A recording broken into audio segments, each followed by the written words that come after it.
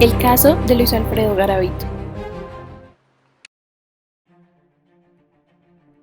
Luis Alfredo Garavito Cubillos, nacido el 25 de enero de 1957 en Génova, Quindío, es un pederasta colombiano, asesino en serie de niños y agresor sexual conocido como La Bestia. También renombrado por ser el mayor asesino serial y agresor de niños del siglo XX, y probablemente uno de los más grandes de la humanidad. Según los informes de la Fiscalía, Garavito asesinó, violó y torturó a 172 menores de edad.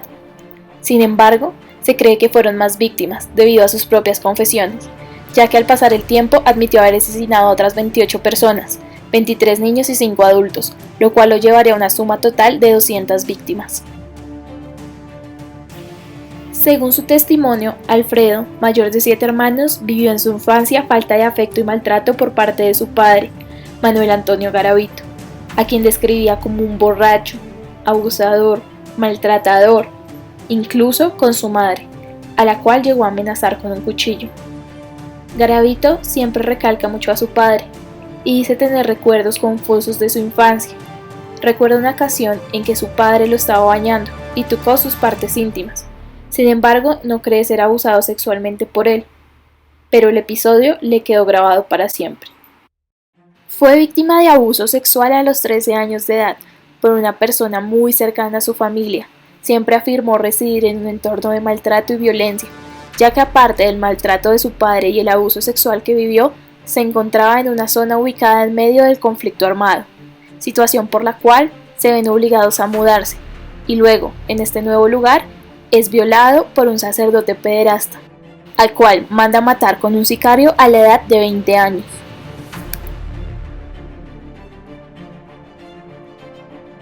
Después de estos eventos genera una confusión sexual, sintiendo atracción por adolescentes y niños, incluso por sus hermanos, a los cuales desnudó y tocó cuando eran pequeños.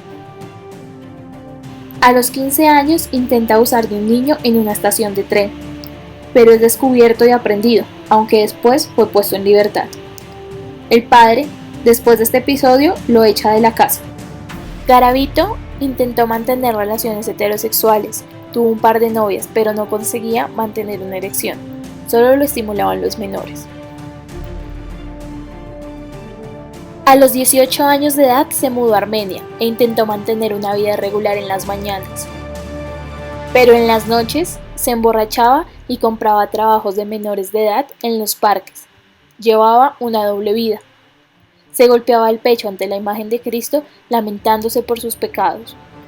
A los 27 años de edad solicita ayuda psiquiátrica y es diagnosticado con un cuadro de depresión y otro intento de suicidio, pero no deja de cometer sus crímenes. Entre 1980 y 1992, sus víctimas sumarían un total de 200, pero no había empezado a asesinar. En una ocasión se encontraba en un parque y le ofreció dinero a un niño para que lo acompañara a un lugar recóndito. Lo violó y torturó como era el plan, pero en ese momento recordó los abusos de los que fue víctima. Sintió un profundo odio que lo impulsó a apuñalar al niño hasta la muerte. Ese fue su primer asesinato. Garavito siguió cometiendo sus asesinatos y violaciones hasta ser capturado el jueves 22 de abril de 1999, en una zona rural de Villavicencio Meta. Se sabe que en 2009 intentó suicidarse dentro de la cárcel, golpeando su cabeza contra las rejas de la celda. Está aislado de los demás internos de la cárcel y tiene 6 horas de permiso para poder usar el teléfono. Existen 2 entrevistas públicas grabadas en las cuales se puede analizar su discurso, más un libro titulado El gran fracaso de la Fiscalía, 192 niños asesinados, captura y confesión de Garavito.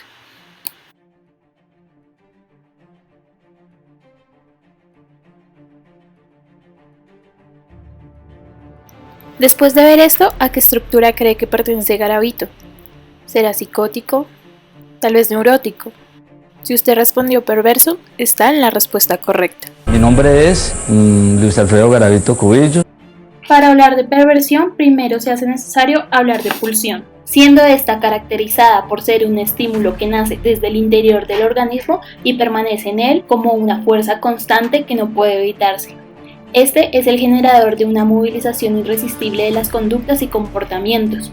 Será ese impulso o intensidad de energía de la pulsión la que dirija hacia la consumación del acto, buscando siempre el placer y la satisfacción.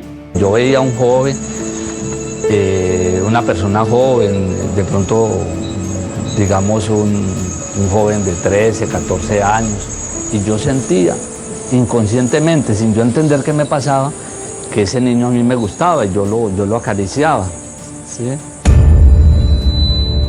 Una de las más grandes características de la perversión se hace evidente en el complejo de Edipo. La función del complejo de castración estará en el orden de la prohibición y de la normatividad en relación con la satisfacción de los deseos pulsionales que se encuentran en el interior del sujeto. En la estructura perversa se presenta la renegación frente a la castración, que hace mención a la negación de la realidad ante la amenaza de ser castrado. Los científicos, los jueces, la justicia, el pueblo en general no lo van a entender. Esta renegación será la que autoriza al sujeto a que se descarguen sus pulsiones sin remordimiento ni sentimientos de culpa o vergüenza. ¿Le tengo que tener miedo? Pero ¿por qué miedo, señor John? Si yo no. Porque No, usted no. es uno. Junto con esta renegación, el perverso pasa a instaurarse como ley. No le afecta ni la duda ni la culpa. Él sabe, no vacila. Así, se convierte en un verdadero teórico y fundamenta con seguridad su propia ley con respecto al goce. En Ibagué hay los dos, en Ibagué hay dos, en Ibagué hay los dos, en Ibagué hay dos. ¿Sí me entiende? Los sitios, entrando a Ibagué, como saliendo ya para Girardot, en Cartago, mire pues de que unos restos de por ahí de Toro Valle, no los encontraron ellos, sino otros investigadores. Por allá en Fusa también hay unos restos. Yo sé, tengo cómo, ¿sí me entiende?, cómo entrar. Por el Alto de Rosas también hay otros restos, y otros que también condenaron, pero no encontraron los restos. El perverso excluye la realidad de la percepción y la sustituye con un objeto que entrará en la representación, siendo el caso, por ejemplo, del fetichista. En su obra Fetichismo, Freud sostiene que el fetiche se fija como sustituto del falo materno, al cual el niño no quiere renunciar, desmintiendo de ese modo el encuentro de la castración. En resumidas cuentas, el fetiche tapona la falta y es el objeto de goce. ¿Cuál creen que es el objeto fetichista de Garavito? Hablamos de asesinatos. Sí, claro. Hablamos de asesinatos de niños. Sí, don John. Hablamos de asesinatos de niños. ¿Ya tienen una idea? Garavito selecciona como objeto a los niños varones menores de edad para obtener su gratificación sexual a partir del ejercicio sádico. ¿Usted llevaba también un diario de sus asesinatos? Yo escribía, anotaba, eran los viajes. Bueno, a dónde estuve, el hotel en que me hospedé, y si me hablé con uno conocido, hablé con fulano y ya.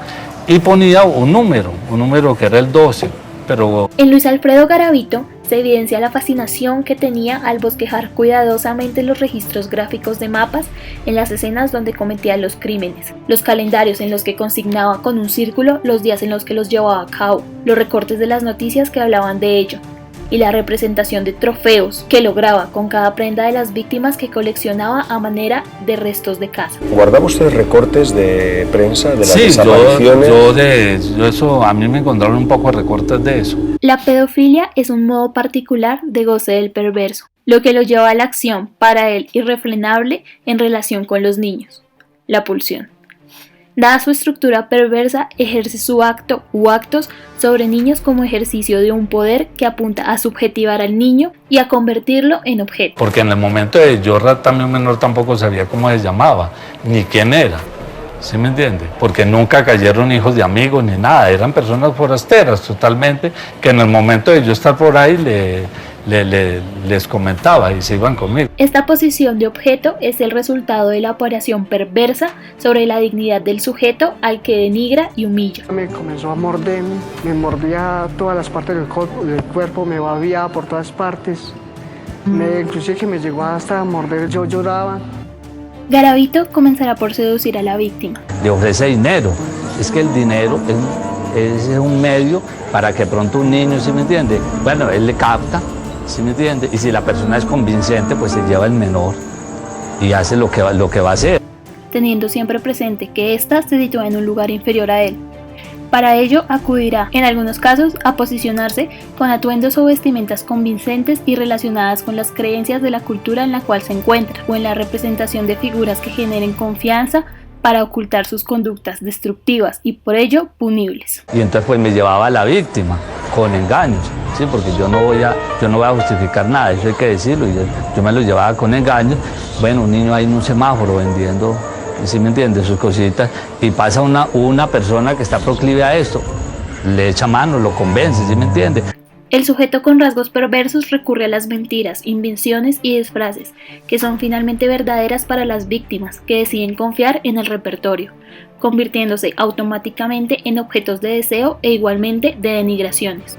Todo esto realizado con el fin de alcanzar notoriedad a partir del acto, además de la gratificación narcisista donde solo él puede dar testimonio de la autoría del acto. Que hay tantos Giovanni hay dentro de esos homicidios. Yo pensé que era de pronto Helio Fabio, que soy muy conocido por el caso. Hay el caso de otros casos, que son nombres que pronto me he familiarizado por las... Pero acá prima una pregunta. ¿Cómo pasa Garavito de ser un violador de niños a ser un asesino serial? ¿En qué momento Garavito pasa de ser un violador de niños, es decir, un pederasta, a ser un asesino de niños? Bueno, no me di cuenta. Yo de un momento a otro, un día en una borrachera cometiendo un homicidio. En el año 92 fue la primera vez que yo cometí un homicidio. Y de ahí siguió, y hasta que el día que fue en mi captura. En la intención sádica no se busca el sufrimiento del otro, sino su angustia. La cuestión central reside en que el objeto sea representado por un fetiche. El sádico intentará completar al otro quitándole la palabra e imponiéndole su voz. El perverso propone la ley de su deseo como única ley de deseo posible, a la vez que desconoce la ley del deseo del otro. Yo trataba de gritar y él me decía que no gritara, me decía no haga bulla si no lo mato aquí. Yo con ese miedo, y ya me cogió él y me volteó boca abajo para hacerme, pues, para violarme carnalmente. Entonces cuando él me volteó, pero yo ya estaba reventado, yo estaba ya los ojos hinchados, todo por dentro, los labios todo reventado. ¿Recuerdan ese libro de Tótem y Tabú? Sí, es escrito por Freud. Pues llegó el momento de desempolvarlo. El asesino no asesinó emular al mítico crimen del banquete totémico, donde la víctima es elevada a la categoría de significante paterno, cuya función es metaforizar al significante del mortífero deseo de la madre. De este modo, le permitirá al asesino asumirse como un criminal y participará del arrepentimiento por el asesinato del padre. Prueba de ello es el periodo depresivo y de culpa por el cual pasa Garavito después de los asesinatos. ¿Se acuerdan de esto?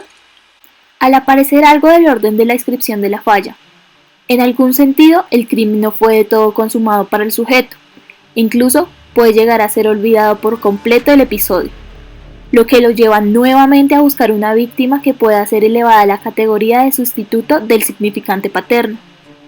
Es un ciclo. Un poquito más de 200. Sí. 200 en 7 años. Menos, 6 años y medio.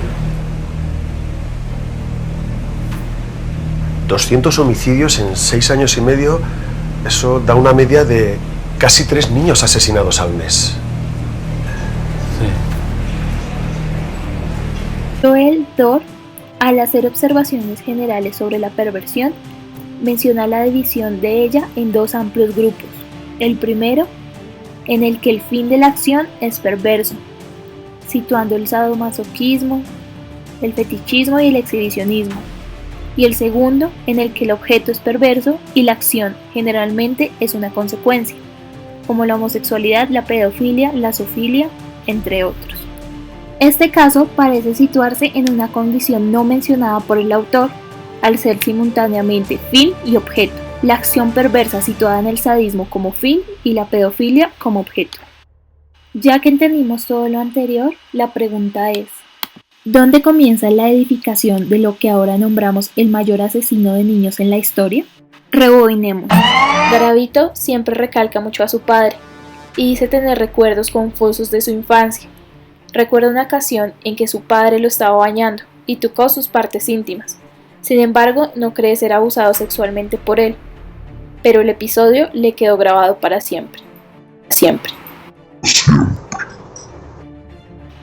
Aquí encontramos la escena primaria. El concepto de escena primaria aparece por primera vez en un manuscrito de Freud, en el que él llama la atención sobre ciertas experiencias infantiles traumatizantes, cuyo recuerdo y su consiguiente interrupción sexual se halla en ocasiones elaborado y enmascarado por fantasías que actúan como ficciones defensivas. Pero, a diferencia del neurótico que reprimiría este acto, el perverso monta una escena. La importancia de esta escena se hace evidente cuando es motor generador de la angustia, allí en donde dice que es un evento que nunca va a poder olvidar, pero que a su vez no tiene nombre. En esta escena también podemos evidenciar el fantasma, de ahí de lo que Lacan llama el fantasma fundamental, que viene a ser una especie de frase, o en este caso, el relato, que resume la estructura de toda la personalidad del sujeto, sus síntomas, sus actos, su conducta y en general, sus relaciones con los demás y con el mundo. Esta encuentra su material clínico en esta escena primaria que representa el origen del sujeto inconsciente. En resumen, el fantasma es la razón argumental de la posición sexual del sujeto, de su elección amorosa, de la relación con el objeto sexual y en suma del origen y devenir de su sexualidad. En esta escena, organizada por el fantasma, se lee el origen del sujeto mismo. Según la teoría freudiana de la seducción, el trauma es ante todo una vivencia que, al haber extendido la capacidad de comprensión o simbolización del niño, en un segundo momento, cuando ya tenga esa capacidad, lo dejará liberado a un cuerpo extraño interno, atacante desde el interior, manifestándose como angustia. Más adelante, Freud señalará que el efecto del evento que ocasionará el trauma solo puede tener lugar después de cuando otro evento entra en resonancia con el primero en un momento en que el niño ya cuenta con los medios suficientes para comprender su significado. Esto quiere decir que los primeros mensajes enigmáticos del adulto aún no pueden ser traducidos por el niño. La traducción se realizará en un momento posterior, cuando el niño disponga de ciertos códigos culturales que le permitan lograr una simbolización a partir de la recepción de nuevos mensajes u otras experiencias que hacen eco en los mensajes iniciales. En este caso se puede interpretar como la escena primaria de Garavito al principio no es comprendida y es generadora de angustia. Después, con una escena de violación posterior y la comprensión de los códigos culturales, Garavito genera un trauma respecto a la escena primaria. Casi me va a olvidar, casi me va a olvidar. Se hace evidente la elección del tema de castigo corporal como aquello que más destaca de la historia de su infancia. Cuando mi padre llegaba, yo siendo un niño, me daba miedo oírlo hablar y yo me escondía bajo de la cama. Él tenía una correa. Se ubica en el lugar de objeto elegido y privilegiado del acto sádico paterno. Y entonces él me gritaba unas palabras muy duras. Aquí podemos evidenciar que el ejercicio de la pulsión sádica del padre corresponde con su elección homosexual. Y nosotros no podíamos, digamos, jugar ni nada, no me pude desarrollar como niño, ¿sí me entiende? Mi tendencia homosexual y he empezado como a armar, como cuando uno está jugando un rompecabezas, ¿no? Y empiezo ya a colocar las fichas claves, ¿no? Sentía atracción por las mujeres, pero sentía más atracción hacia los hombres. Dos testimonios de Garavito ubicados en el libro primeramente mencionado prueban esta característica del objeto con la cual el niño se identificará. La prohibición del padre para que el niño lleve a cabo la atracción por una niña, poniéndole un castigo al sorprenderlo visitándola, y el hecho de que su progenitor durmiera con él en la misma cama, aprovechándose además del aseo para acariciar sus genitales, como lo vimos en la escena primaria. Después de la escena de violación, podemos entender que se trata entonces de una acción de poder, de una forma de ejercicio autoritario y arbitrario que se exime de someterse a una ley que prohíbe el incesto y el uso sexual de menores. Esta será la ley con la que Garavito se identificará. Garavito se ubica en un lugar simultáneo de elegido y de víctima del padre. Y este se identifica en su actuar perverso posteriormente con aquel inconsciente del padre, esa figura que, en vez de ofrecer la ley, entrega en sus conductas transgresoras humillación, sadismo y homosexualidad, pero que reprime conforme lo demanda la cultura.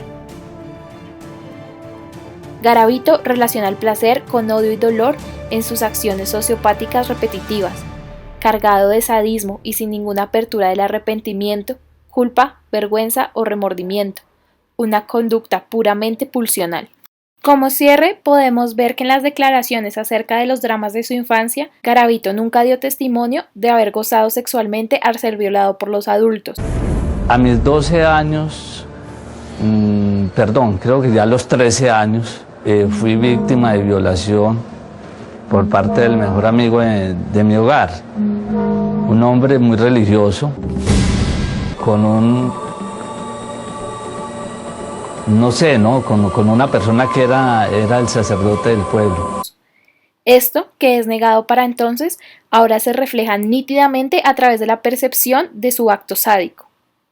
Garavito se constituye como un narcisista eximido de toda ley para dar satisfacción a sus pulsiones. Su conducta evolucionó desde la violación hasta la completación del acto sádico con el fin de incrementar su placer, negando con la ejecución de sus deseos toda posibilidad de experimentar sentimientos de culpa, vergüenza y remordimiento. Su accionar, entonces, es considerado perverso, al ser puramente pulsional y expresado mediante el sadismo al mundo exterior, con el fin de atentar contra la integridad de un ser humano que, sin su consentimiento, fue vulnerado. Pero nunca enterré yo ninguna víctima, nunca enterré. Únicamente iban quedando así por encima, ahí quedaba. Ya quedaban. Porque yo me interesaba que esos resticos se entregaran a las familias de las víctimas para que les dieran cristiana sepultura. Para el hombre no tendré perdón, para Dios sí. Pero si yo fuera lo contrario, también me criticaría.